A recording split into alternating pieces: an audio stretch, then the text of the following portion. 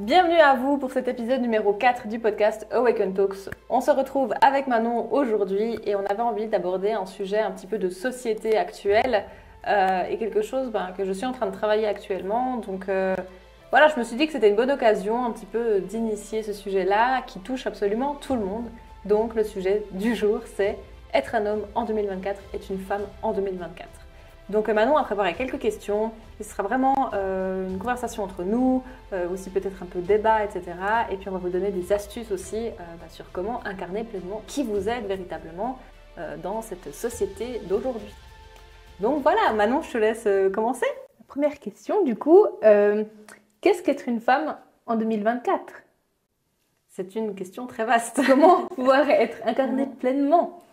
Alors en fait, ce qui se passe aujourd'hui, c'est que depuis plusieurs années déjà, en fait, les femmes se révoltent énormément parce que y a eu beaucoup d'inégalités, que ce soit dans leurs droits, dans le traitement, parce qu'aujourd'hui on est dans un système qu'on appelle patriarcal, c'est-à-dire où on donne plus de crédibilité aux hommes. Et il y a des choses qui sont ancrées dans les mœurs collectifs. Et en fait, c'est vraiment ancré de cette manière-là. Et disons que tout est très masculinisé, on va dire ça comme ça. Et du coup, les femmes, dans tout ça, elles essayent de chercher leur place. Parce que jusqu'à il n'y a pas si longtemps que ça, les femmes étaient un peu réduites au silence. En plus de ça, elles n'avaient pas forcément de droits. Jusqu'à il n'y a pas très longtemps, en Suisse, elles n'avaient même pas le droit d'avoir de compte bancaire. C'est vrai. Donc, ma maman, je crois, est née sans avoir le droit à un compte bancaire. Et puis le droit de vote, c'était la même chose. Il me semble, en Suisse, ça doit dater des années 1970, je crois. Il me semble, ouais. Quelque chose comme ça. Donc nos parents sont nés dans cette ère-là. Donc pour dire que c'était il n'y a pas si longtemps. Et aujourd'hui, c'est vraiment en train de se démocratiser tout ça. Mais du coup, comme dans tout équilibre, on va expérimenter les extrêmes. Et aujourd'hui, les femmes, elles expérimentent les extrêmes. Et j'ai expérimenté les extrêmes aussi pour me trouver, en fait. Et qu'est-ce que j'entends par expérimenter les extrêmes ? C'est un peu passer de tout à rien, en fait. Oui. Ou de rien à tout. Par exemple, les femmes pendant très longtemps n'ont rien dit, se sont laissées faire, un petit peu pour être les femmes modèles, les femmes parfaites, comme aussi dans le rôle de la petite fille parfaite aussi, de ce qu'on attend d'elle. Il faut être gentil, il faut bien se présenter, etc. Tout ce qu'on inculque aux petites filles. Et puis après, elles se sont d'un coup révoltées, beaucoup d'injustice en elles. Pourquoi moi, j'ai pas le même droit que les hommes ? Pourquoi les hommes sont traités comme ça ? Après, il y a aussi tout ce qui est des agressions aussi, que ce soit des agressions sexuelles ou comme ça. Tout ça, c'est mis en avant, c'est révélé et c'est génial.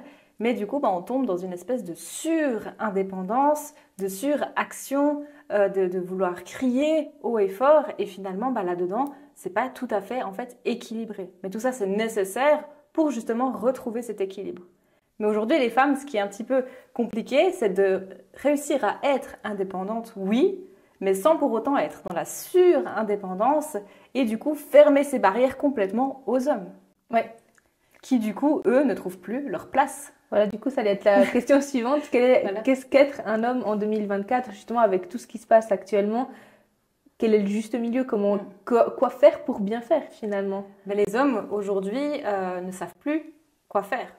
Et ce qui est bien normal, parce que je me mets à la place d'un homme, et en fait, un homme a un peu l'impression de toujours tout faire faux aujourd'hui. C'est un peu ça quand même qui est assez véhiculé. Donc, les hommes, par protection, par mécanisme de défense aussi, ces hommes qui n'ont pas pu exprimer leurs émotions pendant tant d'années parce que ça faisait d'eux quelqu'un de faible, en fait, d'exprimer ses émotions. Et parce qu'il fallait être un homme. Exactement. Il fallait être un homme, il fallait ne rien montrer, rien laisser transparaître, parce que c'était ça, être fort. En fait, c'était ça, c'était l'homme qui devait porter en fait tout le poids des responsabilités du foyer familial sur ses épaules. Et puis au bout d'un moment, là aujourd'hui dans notre nouvelle ère, c'est plus comme ça que ça se passe.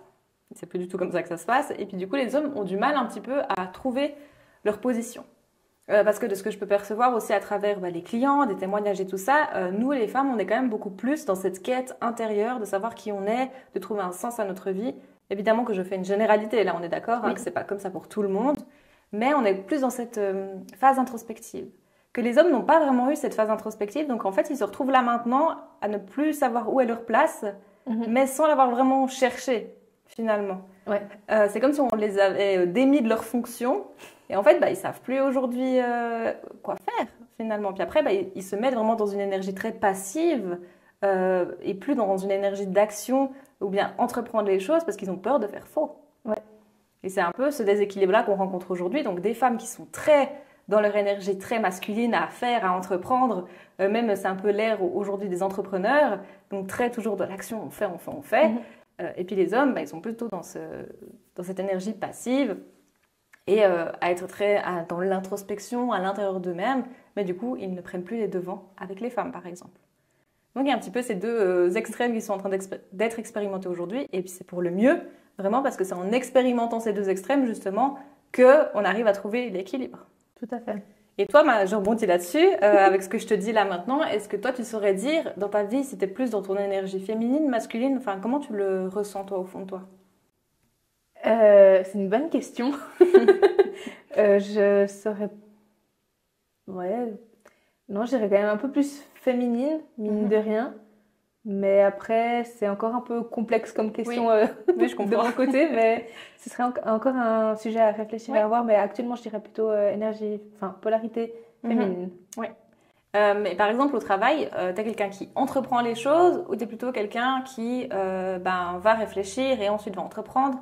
Enfin, comment est ta dynamique, tu vois, par rapport à ça? Moi, je serais plus à observer ce qui se passe. Et puis, dès que je vois un dysfonctionnement ou un problème, à aller voir trouver la solution et puis résoudre le problème. Mais dans le sens, ça va d'abord venir à moi. Et ensuite, je vais essayer de trouver une solution et de travailler dessus, justement. C'est super intéressant ce que tu dis là, parce que ça dénote des fonctionnements chez toi, non seulement au niveau du human design, tu vois, je fais une petite parenthèse là-dessus, de ton profil qui est générateur, justement, et que tu es invité à répondre au monde qui t'entoure. Donc, c'est pour ça que toi, tu attends que ça vienne à toi. Et puis, en plus de ça, ça montre que tu es quand même bien équilibré dans tes polarités parce que tu attends que ça vienne à toi. Donc, en fait, tu introspectes, tu laisses mûrir en toi côté féminin et tu passes à l'action côté masculin. Oui. Et je rebondis là-dessus aussi. En fait, quand on veut entreprendre un projet, que ce soit une entreprise, que ce soit un projet perso, tu vois, quand on est trop dans introspection, qu'on réfléchit jusqu'à que tout soit parfait, que tout soit aligné, etc. En fait, c'est quand on est dans une surénergie féminine. Parce qu'en fait, du coup, on est dans la passivité, on procrastine. Donc, c'est pour ça qu'il y a toujours besoin que ce soit accompagné de l'énergie masculine qui permet de passer à l'action. Mais si on est trop dans l'énergie masculine, en fait, on agit sans réfléchir. Il n'y a plus l'équilibre. Exactement, d'où l'importance de toujours travailler avec les deux aspects. Et du coup, comment on peut faire pour maintenir notre polarité féminine et masculine? Alors, c'est assez complexe parce qu'en fait, quand il y a un déséquilibre des polarités, il faut savoir que c'est un déséquilibre qui se ressent au niveau énergétique, mais qui du coup découle sur des actions de notre vie de tous les jours. Et en fait, quand on a un déséquilibre dans les polarités féminines et masculines, c'est qu'il nous est arrivé quelque chose. Forcément. Dans la vie qui a fait qu'on est venu se déséquilibrer. Je vais te prendre mon exemple parce que c'est assez parlant en soi. C'est que toute mon enfance, j'étais très dans mon énergie féminine, donc très dans l'introspection. On me disait souvent que j'avais la tête dans les nuages, que j'étais dans mon monde et tout, tu vois. Je pense que toi, on te l'a possiblement dit aussi, que tu étais dans ton monde. Pardon. Oui, quand même. Ouais. Et après, en fait, qu'est-ce qui s'est passé pour moi? C'est qu'à partir de mes 15 ans environ, j'ai commencé à vivre des agressions en fait de la part d'autres hommes. Sauf que sur le coup, c'était minimisé. Et puis en plus de ça, j'avais une énorme culpabilité en moi. Donc je pensais que c'était de ma faute. Donc je me suis pas rendu compte à ce moment-là. Il faut savoir que ça fait pas très longtemps que j'ai conscience de tout ça. Et puis en fait, petit à petit, j'ai commencé à me déséquilibrer en énergie masculine. Donc en fait, j'ai commencé à couper mes émotions, à couper tout ce qui me reliait à mon corps de femme aussi par protection. Ouais. Donc si je n'avais pas travaillé sur ces traumatismes, sur ces agressions et tout ça, j'aurais pas été capable aujourd'hui de me rééquilibrer dans mes polarités. Parce que j'aurais toujours été dans la polarité masculine par mesure de protection, parce que du coup, mon inconscient avait fait le lien entre le fait d'être une femme et d'être en danger. Oui. Donc en fait, c'est pour ça que c'est tout un mécanisme à faire. Et après, des fois, ça arrive aussi que j'ai pu voir ça chez mes clients, qu'en fait, des fois, dans la lignée familiale, il s'est passé des choses au niveau arrière-grands-parents, ou même encore avant, par exemple dans la lignée des femmes qui ont vécu des traumatismes avec des hommes, etc., qui ont du coup complètement déséquilibré dans leur énergie masculine, et puis en fait ça se répercute de génération en génération. Et inversement aussi, avec les hommes. Donc en fait ça peut aussi venir de là. Ça peut venir de traumatisme, ça peut venir de blessures, ça peut venir de l'enfance. Enfin, vraiment, les possibilités sont infinies. Donc en fait, c'est important de réussir à se rééquilibrer dans sa vie de tous les jours, mais c'est aussi super important d'aller trouver la racine en fait de la problématique. Mais du coup, comment savoir si on est déséquilibré ou pas? Alors déjà, il y avait l'exemple que j'ai donné avant par rapport au fait de mener un projet à bien. Est-ce qu'on arrive à le sortir ou est-ce que on est trop dans l'impulsion et puis du coup en fait on n'a pas eu le temps de vraiment réfléchir au pourquoi du comment. Sinon, il y a plein d'autres facteurs. Donc en fait, l'énergie féminine, c'est tout ce qui est émotion. C'est tout ce qui est intuition, créativité. C'est vraiment être dans l'intérieur. L'énergie féminine, c'est le yin, finalement. Et l'énergie masculine, à contrario, c'est le fait de prendre des actions dans sa vie, de faire des choses, d'être vraiment dans le faire. Ça, c'est l'énergie très masculine. Donc en fait, si on a un déséquilibre, par exemple, ça peut être moi qui était coupée de mes émotions. Donc en fait, d'une certaine manière, j'étais coupée de mon énergie féminine. Je n'étais plus très créative, etc. Tu vois. Ouais. Donc en fait, là, clairement que j'étais en manque d'énergie féminine. Puis souvent, je passais à l'action sans avoir réfléchi aussi. Donc ça, c'est toutes des petites astuces. Ou par exemple, une personne qui va être trop dans l'énergie féminine, ça va être une personne qui va être très tournée à l'intérieur d'elle-même, très sensible, qui ne sait pas forcément gérer ses émotions, qui peut être submergée par ses émotions justement, qui est tout le temps dans la créativité, mais du coup, qui n'a pas assez les pieds sur terre, tu vois. Ouais. Parce que l'énergie yang, c'est comme l'énergie très terre à terre, tu vois, ça symbolise aussi un petit peu la terre, l'ancrage. Et puis l'énergie féminine, c'est plutôt l'eau, le vent, on va dire, c'est comme l'air en fait, donc très fluide comme ça en fait et tout. Donc en fait, c'est vraiment super important d'avoir les deux pour se sentir équilibré dans sa vie. Ouais. Est-ce qu'il y a vraiment une différence entre un homme et une femme à ce niveau-là? Alors, en fait, il y a une petite différence, c'est-à-dire qu'on a tous en nous les deux polarités, donc polarité féminine, polarité masculine, yin, yang, et qui sont complémentaires. Mais une femme aura toujours, même si elle est équilibrée dans ses polarités, elle aura toujours une prédominance féminine lorsqu'elle est équilibrée. Si elle a une prédominance masculine, c'est qu'il y a encore un petit ajustement à faire. Okay. Et pour les hommes, c'est la même chose, mais du coup avec une prédominance de la polarité masculine pour s'équilibrer justement. Donc si lui, il a une prédominance avec la polarité féminine, ça veut dire que potentiellement, il y a encore un petit ajustement à faire pour vraiment incarner en fait qui il est. Ok. Et donc ça, on a en nous les deux polarités. Puis le but étant de vivre en harmonie avec ces deux polarités pour se sentir bien et épanoui dans sa vie. Ok. Mais après, avec un peu l'instinct, il y a moyen de ressentir justement ces petites choses, de le booster. Il faut être à l'écoute de soi. Très important. Dans la conscience de soi-même, à l'écoute de soi. Et puis, il y a quelque chose qui est une notion fondamentale dans tout ça. En fait, c'est l'intuition. Donc, c'est être à l'écoute de soi. L'intuition, c'est vraiment la voix de notre âme. C'est la voix de notre cœur. Et cette intuition, elle est vraiment mise sous le tapis. Et je vais rebondir là-dessus. Je pense que tu as déjà entendu l'adage, je ne sais plus comment c'est, mais c'est avec est-ce que tu écoutes ton cœur ou est-ce que tu écoutes ta raison? Oui. Tu vois? Et en fait, c'est hyper mal exprimé. Parce qu'en réalité, la raison, comme on l'entend, c'est le mental. Sauf qu'en guillemets, c'est comme quand on dit la raison, c'est en mode le meilleur choix. Oui, t'es d'accord? Souvent, ouais. Souvent, quand on te dit le cœur, c'est un peu genre les personnes très sensibles et tout. Tu vois, est-ce que tu fais le choix du cœur? Et puis après, il y a le choix de raison, le choix du mental, donc le choix logique. Oui. Mais en fait, ce n'est pas un choix de raison, c'est le choix du mental. Et souvent, le mental étant relié à nos peurs, à nos insécurités. Donc en fait, ce qui est logique n'est pas forcément bon pour nous. Tout à fait. Tu vois? Oui. Et en fait, ce qu'il faut comprendre, c'est que les choix du cœur seront toujours les bons choix. Ce sera toujours le bon choix. Parce qu'en fait, le choix du cœur, c'est le choix de ton âme. C'est le choix de ton intuition, tu vois. Et ce qu'il faut comprendre aussi, c'est qu'il y a des personnes qui me disaient oui, mais tu vois, Mélissa, moi, je fais le choix du cœur, en fait, donc je choisis de retourner vers mon ex. Sauf que l'ex, c'était une personne qui était toxique, pour la personne, en l'occurrence. Donc non, ce n'est pas un choix du cœur.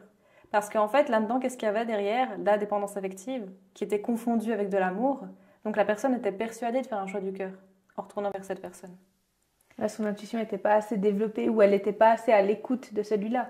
En fait, ce qu'il faut comprendre, c'est que le cœur ne nous fera jamais aller vers une personne qui nous fait souffrir. Le cœur va toujours nous prioriser, nous, en tant qu'être humain. Donc en fait, le choix du cœur était de laisser partir cette personne. Mais vu que nous, dans la société dans laquelle on est, l'énergie circule pas vraiment dans le bon sens, elle circule plutôt de la tête au cœur, alors que normalement ça devrait circuler du cœur à la tête. Mais en fait, les gens pensent avec leur tête au lieu de penser avec le cœur, tu vois. Souvent, c'est aussi de penser avec le cœur, c'est aussi vu de façon très égoïste. Ah, tu t'es choisi toi, t'as pas fait ça, tu te rends pas compte l'impact que t'as sur les autres.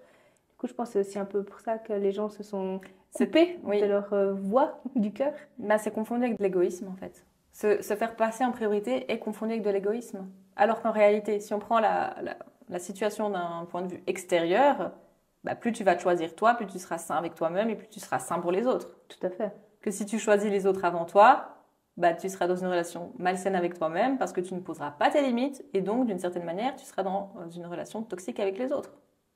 Parce qu'en fait, être le sauveur des gens, c'est pas être sain. Tu vois, être toujours là pour les autres, c'est pas être sain. Ça, il faut le comprendre. Mais après, attention, se faire passer en priorité, ça ne veut pas dire manquer de respect aux autres. Complètement. Parce que des fois, c'est un peu... je vois ça aussi maintenant beaucoup, des personnes qui se disent « Oui, maintenant, je fais passer ma santé mentale en priorité. Donc, non, en fait, j'ai pas envie de venir à cet événement-là. » Mais c'est vraiment dit de manière très maladroite. Et puis, c'est un peu la nouvelle excuse. Le prétexte. Le nouveau prétexte. Alors qu'en fait, oui, tu as le droit de poser tes limites. Mais si tu te rends compte qu'en fait, t'arrives plus à aller vers les gens ou t'arrives plus à aller dans des événements et tout, à un moment donné, il faut poser des questions sur toi-même, tu vois. Est-ce qu'il n'y aurait pas quelque chose à comprendre de plus profond? Tu vois, si tu as une anxiété sociale ou un truc comme ça, tu vois. Ouais. Donc en fait, le problème, c'est que c'est bien de se faire passer en priorité, mais après, il faut comprendre aussi pourquoi des fois, tu as besoin de te faire passer en priorité et qu'est-ce qui se cache là derrière, tu vois. Hyper important. Et du coup, toi, est-ce que dans ta vie de tous les jours, tu sens que tu es à l'écoute de toi-même ou tu sens que des fois, ça pourrait mériter encore plus d'approfondissement? Alors, ça pourrait clairement mériter encore plus d'approfondissement, mais il y a déjà un grand travail qui a été fait, je trouve, avec ma famille qui est aussi énorme.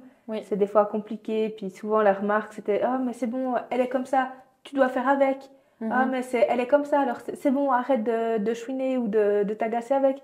Et t'es là, oui, mais en attendant, cette personne ne m'a pas respectée.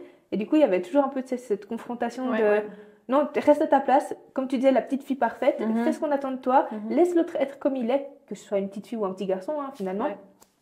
Mais du coup, non, j'étais pas à l'écoute de moi parce que je me sentais aussi pas écoutée par les autres.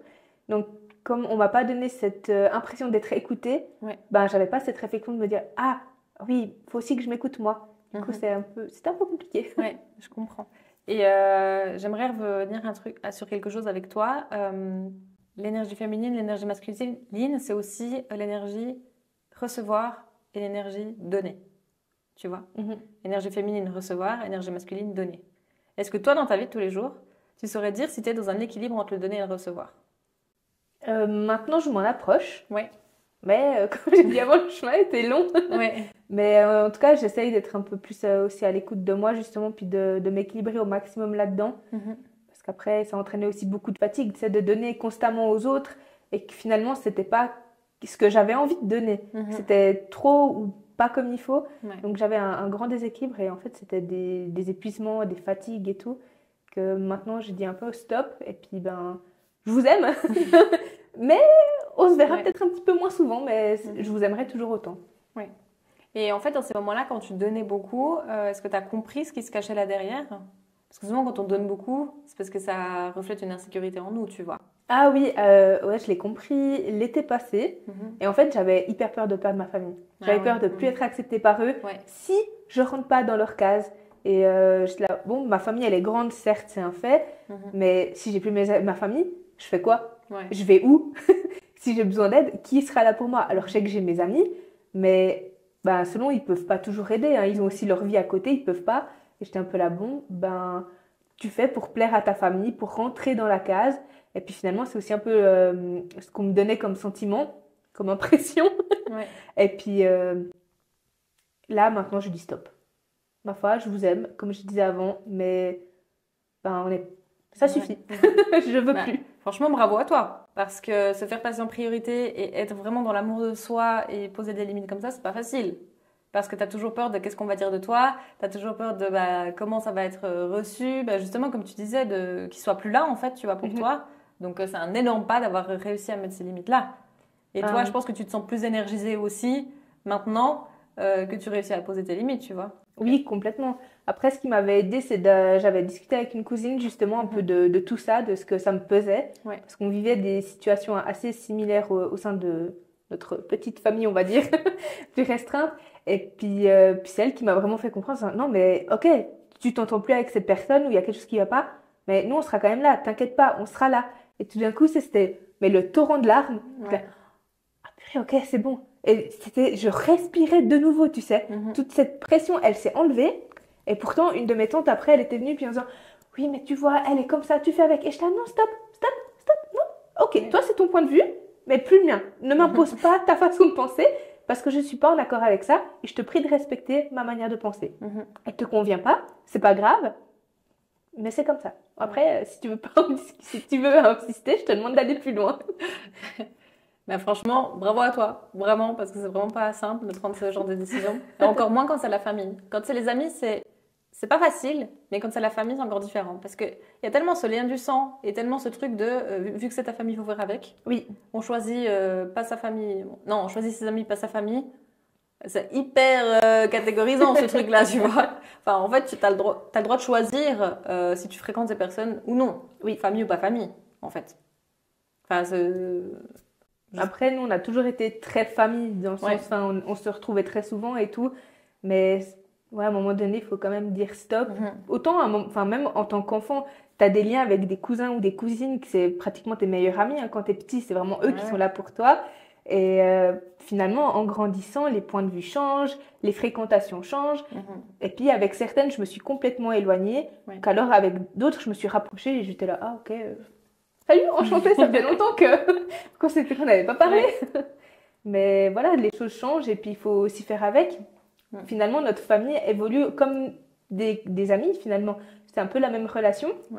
Et puis, c'est pas parce qu'il y a le lien du sang qui est là qu'on doit être entraîné dans cette toxicité, finalement. Et du coup, dans cette situation-là, quand tu as pris la décision, tu t'es écouté toi? Enfin, est-ce que tu as senti que c'était genre ton intuition, ton cœur qui te disait stop? Ou comment tu as ressenti ça en toi, tu vois? Ben, j'étais vraiment épuisée d'accepter de le faire, qu'à un moment donné, ben, j'en peux plus d'être fatiguée. C'est stop, j'étais vraiment pas bien. Et du coup, j'ai quand même réfléchi. J'essaye toujours de me mettre à la place de l'autre pour essayer de comprendre aussi pourquoi elle a fait ça. Est-ce que c'est vraiment mon comportement qui a gêné? Puis à un moment donné, ben, la réponse était évidente. C'est ok, je suis pas parfaite, j'ai aussi mes défauts et mon caractère, mais ça ne matche pas avec elle. Mais à un moment donné, moi, je peux pas te donner. Surtout que j'ai rien en retour finalement. Donc maintenant c'est stop parce que c'était trop. Donc là c'est aussi ton corps qui t'a dit stop. Et ça souvent le corps dit stop avant les émotions et tout ça. Hein. Enfin ce qu'il faut comprendre aussi c'est que tout ce qui est pas vécu, pas libéré, etc. au niveau des émotions, des ressentis, tout ça, le corps après va se faire un joyeux plaisir de dire hey oh, je suis là. Donc super important. Et je rebondis là-dessus, l'importance d'écouter en fait son intuition, parce que son intuition sera toujours la vérité. Sera toujours ce qui est le mieux pour nous et toujours ce qui est aligné à nous. Quand je parle d'alignement à nous, c'est vraiment d'alignement au niveau de notre âme et de nos valeurs profondes et de notre essence profonde. Vraiment de ce qui est là au fond de nous. C'est ça qui est important. Alors certes, des fois c'est des choix qui sont complètement irrationnels, illogiques. On peut se dire non mais jamais de la vie je vais prendre cette décision-là. Alors qu'en fait, souvent, c'est la meilleure décision. Sauf que, évidemment, que l'intuition ne tient absolument pas compte de notre zone de confort et de tout ça. Donc, forcément, ça peut faire peur. Parce qu'on aura besoin d'élargir sa zone de confort pour aller vers des choses beaucoup plus alignées à nous.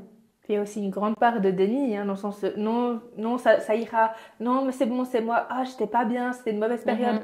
Et de tout faire pour repousser le moment où il faudra mettre une séparation ou un stop. Et puis finalement, soit la personne en face va être réceptive en disant ah ouais ok, là il y a eu un problème, ou soit elle va complètement s'éloigner parce que il n'y a plus rien qui est en accord. Totalement. Tu disais souvent on n'a pas l'habitude au premier abord d'écouter son intuition, d'écouter ce qui est bon pour nous. Donc en fait forcément qu'on va aller jusqu'au max du max du max. Genre on va tirer la situation, on va supporter jusqu'à non plus pouvoir en fait finalement. Et c'est là qu'on mettra un stop. Et c'est pour ça que c'est super important d'être dans son énergie justement féminine pour réussir à écouter son intuition et lui donner du crédit surtout. Parce que souvent l'intuition vu qu'elle est irraisonnée et tout, en fait tu lui donnes pas de crédit. Tu vois, vu que c'est pas un choix logique, vu que c'est pas un choix comme on t'a appris à réfléchir, tu vois. Même à l'école, hein, on t'apprend à réfléchir à ce qui est logique, donc cerveau droit, cerveau gauche. Et du coup, en fait, tu apprends pas du tout à t'écouter toi-même, à écouter ce que tu ressens vraiment au fond de toi. Tout à fait. Et c'est totalement décrédibilisé dans la société dans laquelle on est, surtout en Occident, qu'on n'est pas du tout à l'écoute de nous-mêmes. Non, on est un peu encasé, mis dans des cases, en disant, ben voilà, tu dois être comme ça. Si tu corresponds pas, t'es mis dans une autre. Ouais, et puis c'est fini. Et justement, j'en reviens aussi au cerveau droit, cerveau gauche. En fait, d'être équilibré dans ces polarités, ça permet aussi d'être équilibré dans ces hémisphères en fait du cerveau et justement de faire la reliance entre les deux. Parce que si on est trop cerveau droit, ça veut dire qu'on est trop logique, trop analytique, etc. Pardon. Et si on est dans le cerveau, j'ai dit quoi, cerveau droit? Non, cerveau gauche. Si on est dans le cerveau droit, pardon. Si on est dans le cerveau droit, ça veut dire qu'on est très dans la créativité, l'imaginaire, etc. Mais du coup, on manque un peu de pied sur terre, en fait. Donc tout ça, c'est une question... Enfin, c'est hyper complexe, mais finalement, ces polarités, on les retrouve autant en spiritualité, en énergétique. On retrouve ça aussi dans la médecine traditionnelle chinoise. On retrouve ça en neurosciences. On retrouve ça en psychologie. Enfin, vraiment, on en parle partout, des polarités. Mais après, avec l'intuition, est-ce qu'il y a... Enfin, moi, je le vois un peu comme s'il y avait plusieurs catégories parce que moi, par exemple, j'ai beaucoup d'intuition envers les personnes. Quand je rencontre quelqu'un, je sens tout de suite si ça va matcher ou pas, si ça correspond ou pas. Mais par contre, pour d'autres choses, mais je suis une bille. Donc, comment faire pour que l'intuition soit quand même plus ou moins équilibrée sur tous ces petits thèmes? Alors, ce qu'il faut savoir, c'est que l'intuition, c'est comme un sixième sens. C'est comme les capacités extrasensorielles. Ce ne sont pas des dons, je le rappelle. Ce sont vraiment des capacités qui sont déjà présentes en nous. Sauf qu'elles nous sont occultées en fonction des expériences, des croyances, etc. On les a floutées. On les a mis au background. On les a mis en régie. Et en fait, si tu veux, toi, tu ressens les choses par rapport aux personnes. Donc, c'est peut-être que tu es plus visuel. Oui. Est-ce que toi, dans ta vie de tous les jours, on va amener la salle à différemment. Est-ce que toi, dans ta vie de tous les jours, tu es quelqu'un de plus auditif et visuel? Comment est-ce que tu captes les choses? Et au niveau de tes 5 sens, lequel est le plus aiguisé selon toi? Je dirais la vision, parce que je suis de manière générale très observatrice. Puis après, il y a aussi beaucoup l'ouïe. Ok. Tu vois, justement, toi, dans ton cas de figure, ton intuition va se manifester surtout par la vue et par l'audition. Donc, c'est-à-dire que tu vas pouvoir percevoir les choses chez les gens. Donc, si une personne, comment tu la ressens, etc. Et tu vas pouvoir aussi entendre. Donc, c'est-à-dire que tu auras peut-être des messages qui vont te venir comme ça, sous forme de pensée, de ton intuition, en fait. Okay. Mais par contre, quelqu'un qui est très dans le toucher, va pouvoir ressentir au niveau du corps, tu vois, l'intuition. Quelqu'un qui est, par exemple, très au niveau de l'odeur aussi, en fait, l'odorat, tu peux sentir, tu sais, les choses. Quand tu dis sentir, cette personne, je la sens pas. Ouais. Mais en fait, c'est l'odorat qui est mis en compte, tu vois. Et en fait, il faut porter attention sur ces 5 sens sur lesquels elle est plus développée et ça va t'amener à savoir comment ton intuition elle se manifeste. Après, tu peux bien entendu développer les autres canaux aussi parce que c'est comme un muscle. Donc, tu peux travailler. Et en fait, l'intuition, c'est vraiment la première pensée qui te vient quand tu es face à une décision, face à un choix. C'est vraiment la première pensée avant même que tu aies eu le temps de réfléchir. Parce que si tu as le temps de réfléchir, c'est le mental. Donc, il faut vraiment prêter attention à la première pensée. Sauf qu'elle est tellement brève et courte qu'on n'a pas été habitué à l'écouter. Donc, en fait, on ne l'entend même pas passer, tu vois. Elle arrive, hop, elle est déjà dehors. C'est hyper furtif. Voilà, c'est ça. Après, ce que tu peux faire aussi, c'est par exemple écrire. Tu sais, tu peux te poser des questions et puis laisser venir à toi l'information sans réfléchir. Si tu réfléchis trop et que tu es quelqu'un qui est vraiment très dans le mental, t'écris. Tu médites avant d'écrire en fait. Ok, ouais, pour vraiment relâcher et puis, être à l'écoute. Voilà. Mais c'est pas tout. C'est que moi, j'ai créé une masterclass qui aura lieu le 13 février justement à 19h, qui est une masterclass pour justement développer son intuition, la muscler et aussi apprendre aux personnes comment mettre en pratique ça dans sa vie de tous les jours. Parce qu'il y a vraiment des petits exercices qu'on peut pratiquer alors pour Totalement s'aider. Oui, c'est un muscle. Donc plus on va être à l'écoute de son intuition, moins on va être à l'écoute de son mental, moins on va écouter les insécurités et plus on va réussir à vivre une vie alignée. Parce qu'en fait, ce qu'il faut comprendre, c'est que qu'est-ce qui nous sépare de nos rêves aujourd'hui? C'est nos décisions. Mais si nos décisions sont toujours prises avec nos peurs, avec notre mental, avec nos blessures, on n'arrivera jamais à accéder à la vie qu'on veut. En fait, la vie qu'on désire, c'est vraiment une succession de choix. Donc si dès aujourd'hui, on arrive à prendre qu'on veut, mais tant qu'on ne fait pas le choix aujourd'hui de prendre des décisions avec l'intuition, ben en fait, on continuera de répéter les mêmes schémas, de rester dans sa zone de confort, dans ses peurs, dans ses insécurités, et puis il n'y a rien qui va changer. Donc pour transformer sa vie, c'est aujourd'hui. Pour transformer sa vie, c'est la prochaine décision que tu vas prendre, c'est elle qui va te rapprocher. C'est vraiment une succession même des petites, finalement, oui, bien qui sûr. nous amènent à ça. Bien sûr. Souvent, on a l'impression qu'en fait, un jour, on va se réveiller et qu'il faudra prendre la décision de sa vie, genre en mode « veux-tu être heureux, veux-tu être malheureux ?» Puis t'appuies sur un bouton. Alors qu'en réalité, c'est plein de petites choses de tous les jours, en fait. C'est plein de petites actions, plein de petites choses, plein de petits choix et tout. Et plus on les aligne, plus ça crée des grandes choses. C'est vrai. Mais nous, dans notre système de pensée humain, qui voyons les choses de manière très délimitée, très dense, tu vois, puis qu'on peut palper, en fait, on est habitué à attendre les choses comme ça, tu vois, que d'un coup, ça va nous tomber dessus, comme un météorite sur la tronche. Alors qu'en réalité, tout est dans la subtilité, en fait. Et plus on prête attention à la subtilité, et plus ça devient clair pour nous aussi. Donc ça, très, très, très important. Donc pour la masterclass, en fait, je vais donner 5 exercices pratiques en fait à faire durant la masterclass, mais aussi à faire après la masterclass, parce qu'il y aura un replay qui sera disponible. Donc chacun pourra revoir encore toute la masterclass et ce sera vraiment une formation, une mini formation de 1 heure où on pourra échanger et tout. Je serai là aussi pour répondre aux questions. Et ce sera 100% gratuit. Magnifique ça. Donc voilà, donc si vous désirez vous inscrire à la masterclass, sachez que je mets le lien en bio, en description de la vidéo et que vous pouvez y accéder quand vous voulez. Et si vous regardez cette vidéo passée le 13 février 2024, sachez que la masterclass est disponible en replay. Il vous suffit de vous rendre sur le site internet. Voilà. Est-ce que tu as encore des questions? Non, pour moi, on a fait le tour. C'était un échange très intéressant. Oui, est-ce que tu as appris des choses? Bien sûr. À mettre en pratique aussi, du coup, exactement. Maintenant.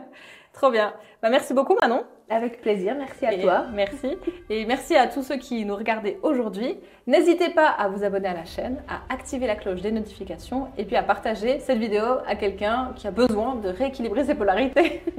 En tout cas, on vous souhaite une très belle journée, très belle soirée suivant quand vous regardez ce podcast et on vous dit à très bientôt. Bye bye.